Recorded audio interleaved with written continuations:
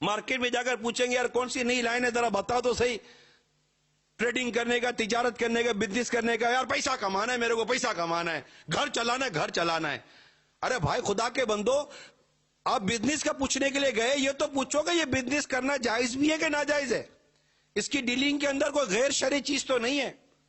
پیسہ کمانا ہے، بیوی بچوں کا پیٹ پالنا ہے، ٹھیک ہے بیوی بچوں کا پیٹ پالنا ہے، نان نفقہ آپ پر ہے، مگر آپ کو کس نے کہا ہے کہ بیوی بچوں کا پیٹ حرام کے روپے سے پالنا ہے، حرام کی روزی سے پالنا ہے، سود اور رشوت سے پالنا ہے، جھوٹ اور دھوکے سے پالنا ہے، اللہ کی نافرمانی سے پیٹ پالنا ہے؟ پیٹ آپ پالنے والے ہو، رزق دینے والا تو اللہ ہے، تم کو تو اللہ تعالیٰ نے اس کا ذریعہ بنایا ہے.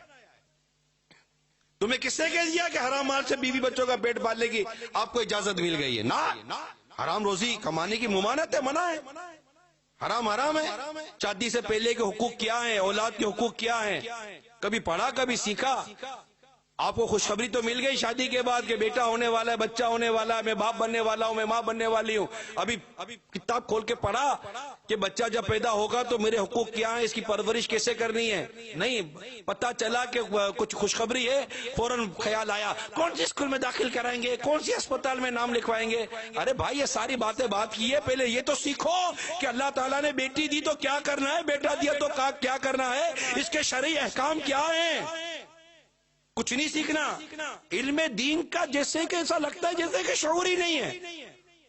کتنا کہ تھوڑا بچہ بڑا ہوا تو قاری صاحب کو بلا کر قرآن پاک تھوڑا درست کرانے کی کوشش کر لی، اور ہمارے اسکولوں میں ایک دو پیریڈ اسلامیات کے لگ گئے.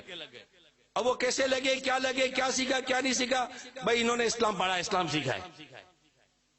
قرآن پاک قاری صاحب لگا دیا تھا، قاری صاحب نے قرآن پاک پڑھا دیا، سکھا دیا. 2-4-5 مہینے میں قاری صاحب نے قرآن پڑھایا. اب وہ صحیح پڑھایا غلط پڑھایا یہ تو پوچھنے کا بھی والد تھوڑی گئے تھے. والد صاحب تو ٹیوشن کی خبر لینے کے لیے جاتے تھے کہ ٹیوشن صحیح پڑھتا ہے کہ نہیں پڑھتا. قاری صاحب رکھا تھا 1500 روپے میں، ٹیوشن رکھا تھا 15,000 روپے میں. قرآن پڑھانا تو 1500 روپے کا قاری صاحب چاہیے، اور انگلش اور ٹیوشن پڑھانا اسکول تو 15,000 روپے کا ٹیچر چاہیے. اتنا تو فرق کیا ہوا ہے ہم ہی لوگوں نے دین اور دنیا کی تعلیم کے اندر. اور اگر بیٹا نے کبھی مدنی ماحول مل گیا کہ دعوت اسلامی کے مدنی ماحول میں آ گیا، کسی عاشق رسول کی صحبت نصیب ہو گئی، مدنی انعامات و مدنی قافلے والے کی صحبت نصیب ہو گئی، اور گھر میں آ کر کہے گا کہ امی جان ابو جان 1 ماہ کے مدنی قافلے کی اجازت دے دی، بیٹھ جا، پڑھائی خراب ہو جائے گی، اسکول کی چھٹیاں کرے گا، کالج کی چھٹیاں کرے گا. ارے اللہ کے بندو، تم نے تو علم دین سکھایا نہیں تمہاری اولاد کو. آج دعوت اسلامی والا بلا رہا ہے اللہ کی راہ میں تو ماتھا چوم کر اجازت دے دو نا.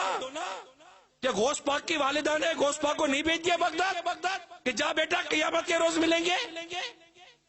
میں نے خود امیر اہل سنت کو چند دفعہ کہتے ہوئے سنا ہے، مبلغین سے سنا ہے. مبلغین کو فرماتے تھے کہ یہ میرے 2 بیٹے ہیں، احمد رضا، عبید رضا اتاری المدنی اور بلال رضا اتاری المدنی.